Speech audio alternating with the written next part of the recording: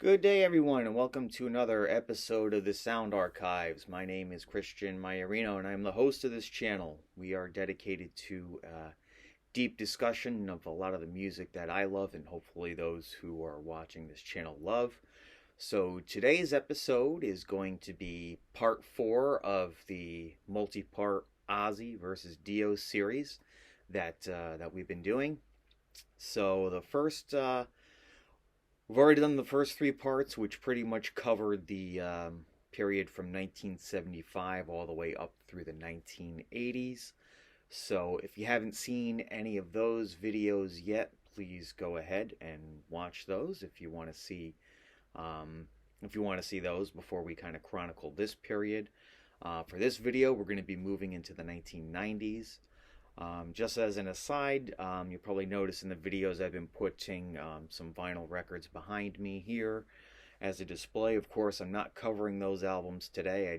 I try to do one record that Ozzy sang on and one that Dio sang on. So today I got the debut Black Sabbath album, which I didn't cover in this video series. Basically because I started from 75 onwards, and then of course we got the Sacred Heart record, which I did cover in the previous edition of this series.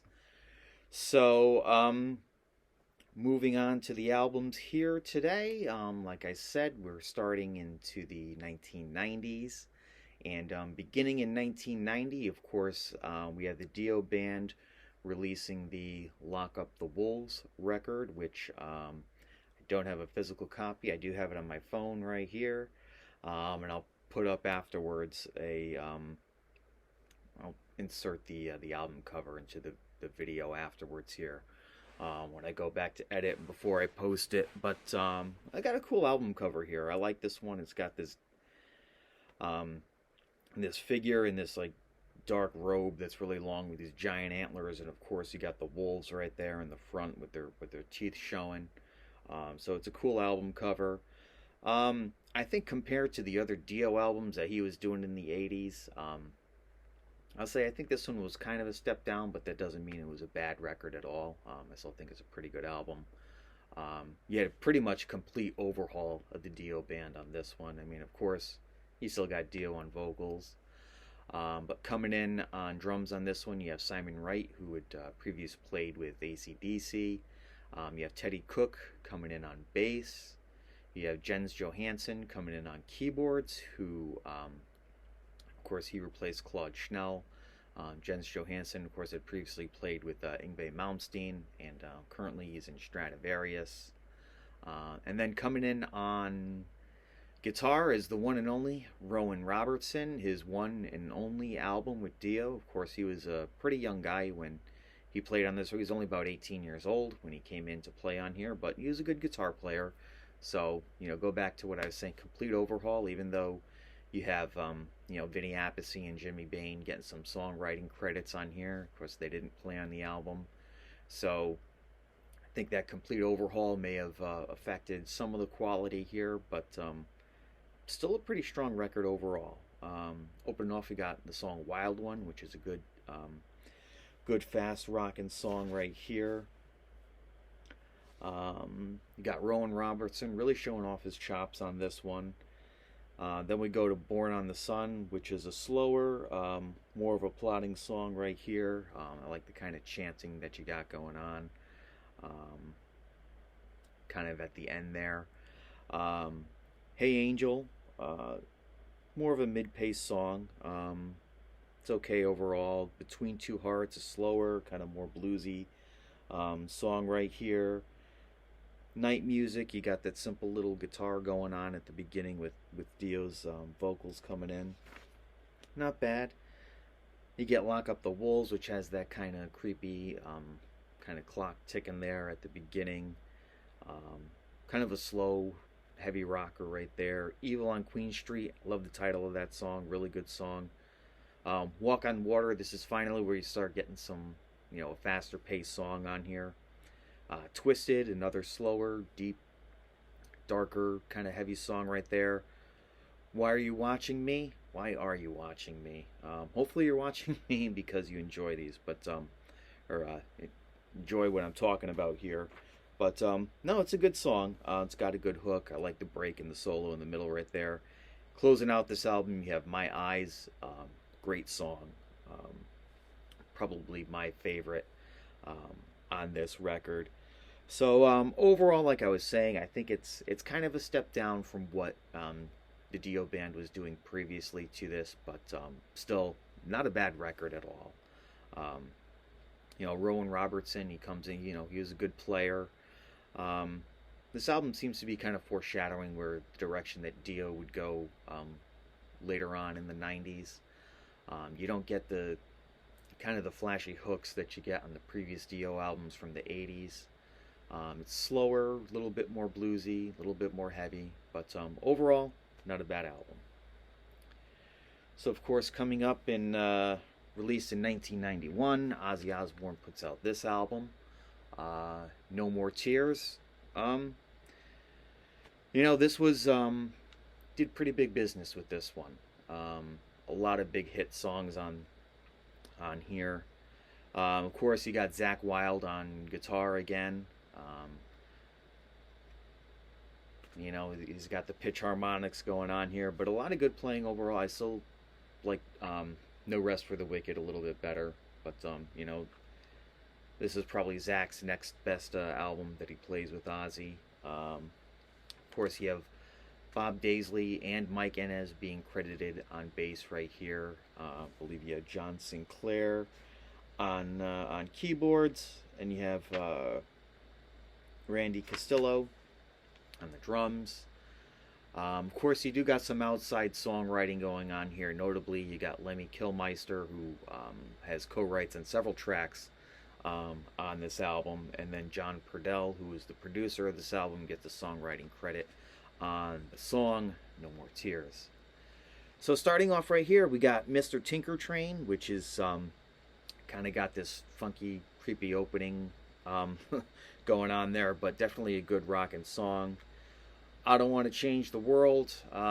This is it's a catchy song. It's a fun one. Sometimes I like it. Sometimes I'm just not feeling it. It's got a little sappy part in the middle, but not a bad song. Mama, I'm Coming Home. Of course, everyone knows that song. It's probably one of Ozzy's biggest hits. I think the song's a little sappy. I'm not a fan, but that's one of those songs that became a big hit that a lot of people like. Desire, not a bad track. No More Tears, the title track. Like the bass coming in there at the beginning.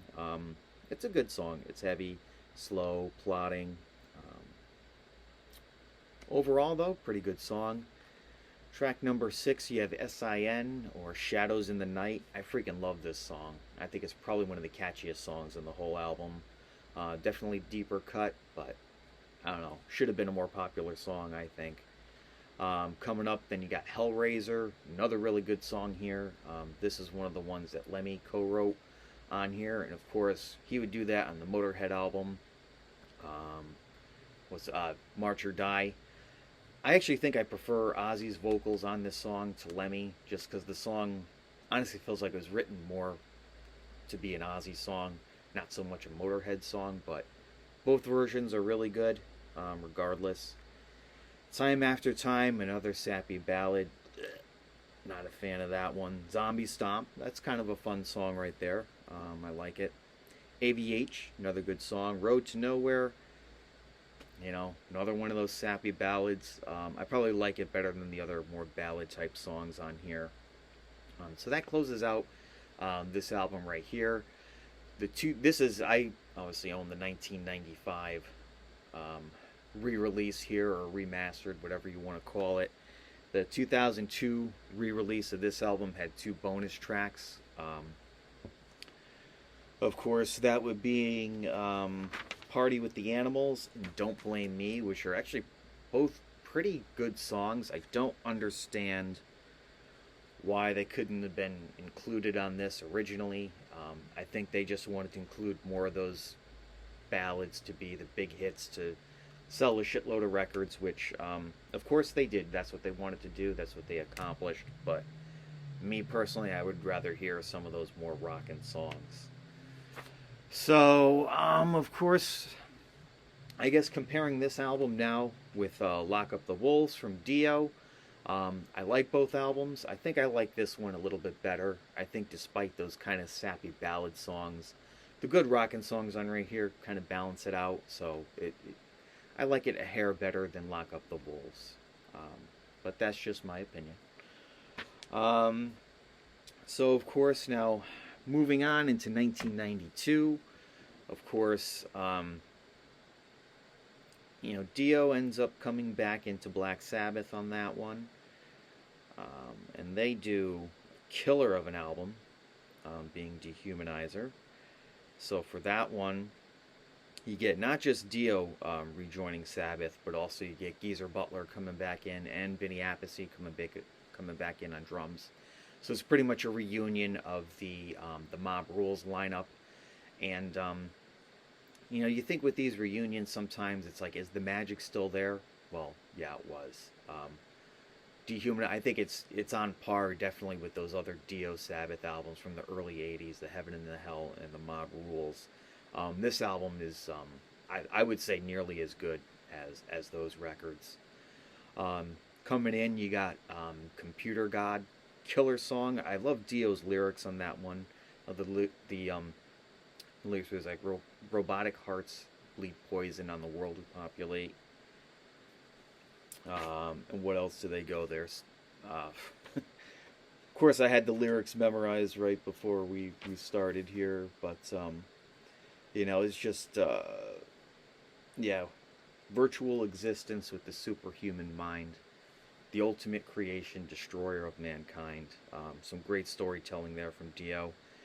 I'll pull up the album cover here and just show you that right there with the. I'll go back in. It's kind of hard. I don't have the physical copies of all these, so I can't always show them off, whether the CD or the vinyl. So obviously, I'll just go back in there and put those in. But I remember seeing this album cover when I was like first getting into metal and looking through the CD stores, and just it always caught my attention. This kind of hooded figure. This it looks like the Terminator there, like just sucking the soul out of this guy right there. But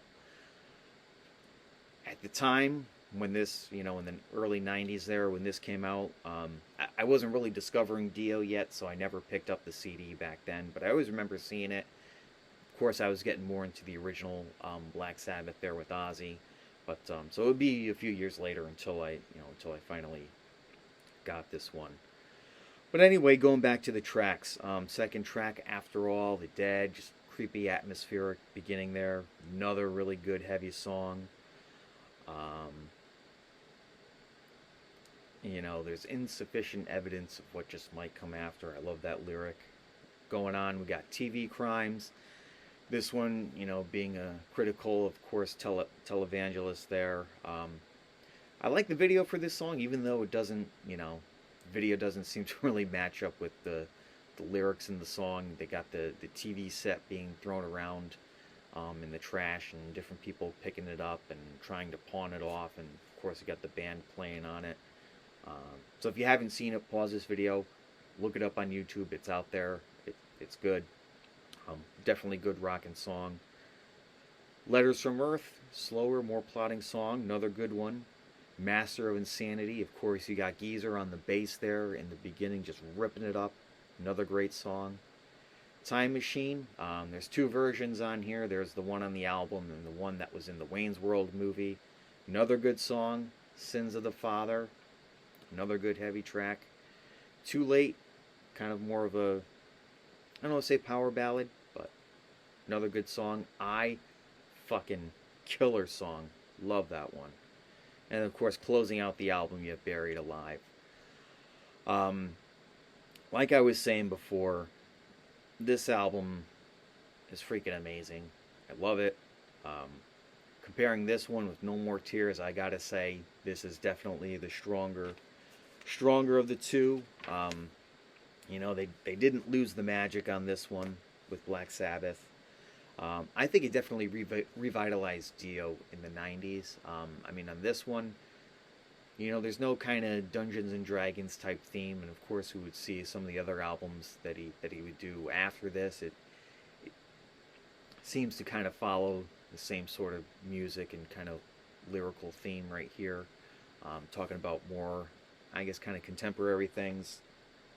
Um, of course, he was already hinting at that direction on Lock Up the Wolves, but here I think it's fully realized, um, the 90s shade of Dio, if you will. So then, of course, Sabbath goes on tour for this album. Same time Ozzy's touring for No More Tears. For the last, Ozzy billed that as his retirement tour. And of course, he invited Black Sabbath to come open the last couple shows on that tour. Dio wasn't having it. He felt there's no way that Black Sabbath should open for any band, much less Ozzy Osbourne. So he said, you know what? I'm not doing the shows. He didn't do them. They got Rob Halford from Priest to come in and sing those couple of shows. But, hey, it is what it is.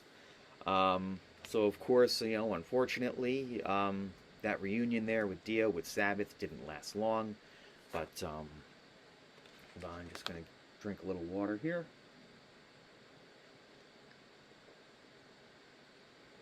But, anyway, was it a bad thing? Maybe, maybe not. I don't think so, because coming out right after leaving Sabbath, of course, Dio gets the Dio band back together, and they release a killer album right here. That, of course, being Strange Highways. I'll just pull it up right there. On this one, you got, it's a unique album cover right there. You got this kind of humanoid figure there with his brain exposed. Looks like it's melting there. This is a fucking kick-ass album. It's really kind of, if you like Dehumanizer, you definitely love this album. It's really kind of Dehumanizer Part 2. Of course, coming back onto the band on this one, of course, you got Vinny Appice coming back in on drums. On bass, you have Jeff Pilson coming in, who, of course, is more known for his work, being in Dokken, but he comes in on here. So you got solid rhythm section right there.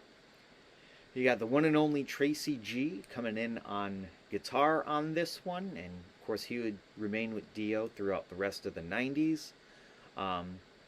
His playing style is a little bit, it's different than what you get on the previous Dio albums with either Craig Goldie or Vivian Campbell. Of course, he does a lot of the pitch harmonic things similar to Zakk Wylde, but not quite on Zakk Wylde levels. Some songs he is, some songs he's not, but still really great guitar player. So, anyway, on the Strange Highways album, you got, starting off, Jesus, Mary, and the Holy Ghost. Fucking rockin' song. I love the kind of bridge there in the middle where Dio singing "Now Lay Me Down to Sleep" and just the guitar just going just freaking amazing. Firehead, another great rockin' track. Strange Highways, this one, it really sounds like it could have been off of Dehumanizer, but it wasn't. Same thing with Hollywood Black, another good heavy track. Evolution, another good song right there. Excuse me, but what do you got going on right there? You got the lyrics, Dead Right, what is it? Dirty Rags and Body Bags, Evolution. Love the lyrics on that one. I have some notes here that I've written out before I wrote this, or before I started recording this. Then you got the song, Give Me the Choice Between Pleasure and Pain, I'll Choose Pain. Dio had overall just very dark, very angry right here on this whole album. One Foot in the Grave, another good song. Give Her the Gun, very dark content on that song, but really heavy. Blood from a Stone, just can't get blood from a stone. Then you got Here's to You, another fast rockin' song, definitely more reminiscent of some of those classic Dio songs. Then, of course, closing out the album, you got Bring Down the Rain. Um, Overall, um, this is actually probably one of my favorite Dio albums. It's not what you get. It's definitely moving away from that classic Dio sound, but it's a different shade of Dio on here. You know, like I was saying before, it's really kind of like part two of Dehumanizer, which is a great album. This one, it's a continuation of that. It doesn't sound like, I would say it sounds exactly like Dehumanizer. I mean, Tracy G, his guitar playing is, you know, his style is different from Tony Iommi. And of course, you know, Jeff Pilson on bass, he's a little different from Geezer Butler, but overall, great album. And if you haven't ever checked it out, um, you should definitely check it. If you're a fan of Dio, and you could be a little bit open to something slightly different, you could definitely get into this album real easily. No bad songs, no weak tracks on this one. So, of course, that came out in. It was released in Europe and Japan first in '93, and yeah, Europe and Japan '93, U.S. in '94. So moving on, getting into 1995, of course, Ozzy, who we thought had retired, of course he didn't really retire. He comes back and releases the Ozzmosis album, which we got right here. So this one, of course, you got Zakk Wylde coming back in on guitar again, on all his pitch harmonic glory. Got Geezer Butler coming back in on bass. David Castronova playing on drums, and then Rick Wakeman being credited on keyboards for this one. So let's just get right into the songs run right here. Of course, we open with Perry Mason, which kind of like the dramatic beginning of that one. Really good song. I think probably the best song on the album. Of course, we got the second track right here, I Just Want You. Kind of a sappy ballad right here. Coming up next, we got Ghost Behind My Eyes. Okay song. Thunder Underground. Okay song. Sounds promising at the beginning. It's heavy, but I don't know. It just feels like it doesn't really fulfill the promises that it starts out with there. See You on the Other Side. You know, another kind of sappy ballad going on right there. Tomorrow, okay song, Denial. It's like, if you think this is a great album, you're definitely in denial. Next track, My Little Man. Steve Vai gets a co-write on here.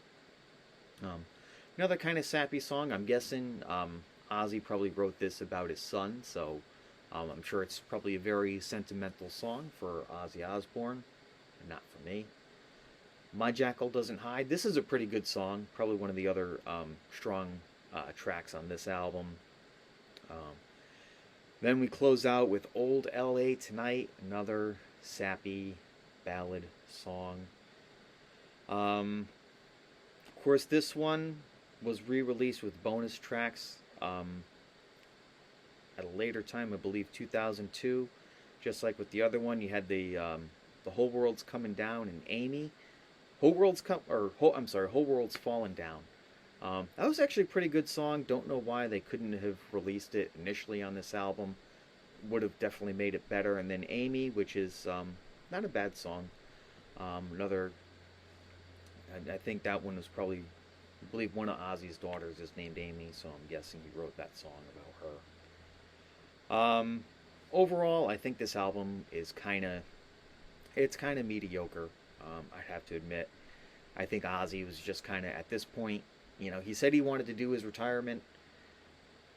Did he get dragged out of retirement, or was it just his intention all along to say, you know, just to, I don't know, sell more out, you know, say he was going to retire and then do a comeback to sell more albums, and who knows. But anyway, comparing this one, Ozzmosis, to Strange Highways, I'm going to say Strange Highways is definitely the stronger album of the two. Definitely way better. Unfortunately, Strange Highways didn't do the business that this album did, which is a damn shame because it was a much better album. But this one, you know, still did pretty well. Of course, we're in the 90s right here where grunge and alternative rock is becoming more mainstream and metal is just kind of going underground.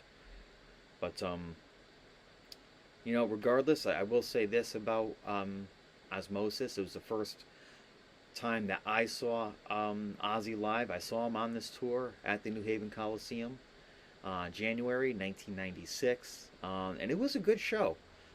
Everyone was standing on their seats when Ozzy went on. The set list mostly contained, of course, his more popular songs from the 80s, and of course a lot of old Sabbath songs because, of course, you know, you had Geezer on bass with that one. Opening the show was Life of Agony and Korn. And Korn was, of course, they were just starting to take off in that period. But Ozzy did. It was a great set. He opened.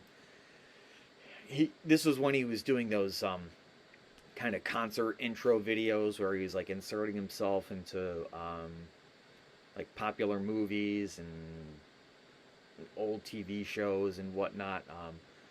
If I remember correctly, on this one, it's, of course, it was the same time when Forrest Gump, when that movie was popular, and it's Ozzy sitting on the bench with Forrest, and he's talking about, you know, Mama never, you know, Mama always said life was never was. I'm sorry, I'm messing this up. Mama always said life is like a box of chocolates. You never know what you're gonna get. And I think Ozzy was like, he said something like "fuck you and your mom." I don't remember what he said, but it was hilarious anyway. And of course, he's like in a Madonna video at one point. He's playing with the Beatles at one point, but it was extremely entertaining and funny as hell, and a great intro to the show. Yeah. Anyway, despite all that, Ozzmosis, mediocre album. Ozzy's just phoning it in on that one. So coming up next, we getting into 1996 to move on to the next Dio album. That, of course, being Angry Machines, and I'm going to pull it up right here on the phone hole. I'll go back in, of course, and insert that in, but this album is definitely different shaded Dio for sure. Very different than, you know, he's still going in that dark, angry direction, which he was already going in with Dehumanizer and Strange Highways. This one's definitely darker, dirtier, and nastier than those albums. Of course, you still got Tracy G on guitar. It's still the same lineup. You still got Tracy G, Vinny Appice, and Jeff Pilson. Coming in on keyboards on this one is Scott Warren, of course, who would also play keyboards with when they toured as Heaven and Hell later on. But I mean, right off the rip, you know, this is different. You got Institutional Man, just very, you know, you got some pitch harmonics there on Zakk Wylde levels, but that doesn't mean it's a bad song. It's a good one. Coming up next, you got Don't Tell the Kids. You know, don't you tell the kids, because they won't understand. Another really fast kind of rocking song there. Then you got coming up Black, which is kind of a more, I don't know, the riff there is a bit more dissonant. Hunter of the Heart, another, got heavy bass starting that one out. Good song. Stay Out of My Mind. Please just stay out of my mind. I like the creepy orchestral part in the middle of that track. Then coming up next, you got Big Sister, Double Monday. Of course, the worst day of your life. Everyone hates Mondays, but Double Monday, even worse. Then you got the track Golden Rules. I love that song. I think that's probably my favorite track off this album. Like that kind of lullaby thing at the beginning, then it just gets really fast and heavy. What was I was going to go back and say, Don't Tell the Kids. That one, I love the drums at the beginning of that one. The whole rhythm section on this one is it's just great. I love Vinny's drumming on this one. Dying in America, Um, Slower song, not bad, and of course the album closes out with "This Is Your Life," which it's not a heavy song at all. It's a ballad, but it's just kind of like the final statement on this one. Just after this, it feels kind of like a concept album here, even though I don't think it was officially. I don't know if it's really officially written to be a concept album. But there's definitely certain themes going on here. Angry Machines. It's kind of like the same theme we're going on with Dehumanizer, um, with just machines and computers and whatnot taking over the world. You get that theme really throughout this whole album.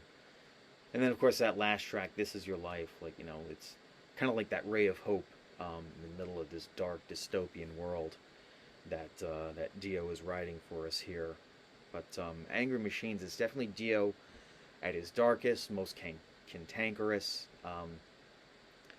It's a very different. I think of all the albums that Dio did, it's the most atypical record for sure. I mean, at first listen, you just kind of think like, oh, he's just trying to fit in with the '90s here. He's got the Zakk Wylde level pitch harmonics going on with the guitar and trying to be this, I don't know, groove metal, or not quite new metal yet, but sometimes it almost sounds a little bit industrial. But despite all that, there's definitely some strong songs on here. I like the album a lot. I don't think it's not as good as Strange Highways or some of the other ones, but overall, not a bad album. Comparing it to Ozzmosis, I would definitely say yes, it's a better record than Ozzmosis, definitely for sure. Of course, Dio trying to do something a little bit different here, but of course, fans of the '80s stuff might not like this album that much, and of course, it's understandable. There's no Rainbow in the Darks here, no Holy Divers. If you're expecting that when you put on Angry Machines, you ain't getting it. But again, if you can open up your mind a little bit and maybe accept this as a little different shade of Dio, if you will, not a bad record. So I think that's where I will conclude this video today. Of course, the next I think we're going to do 2 more parts in this series here. The next part, I plan on covering the album, the Dio and Ozzy albums from the 2000s. And then the last part in this series, we'll compare The Devil You Know versus 13.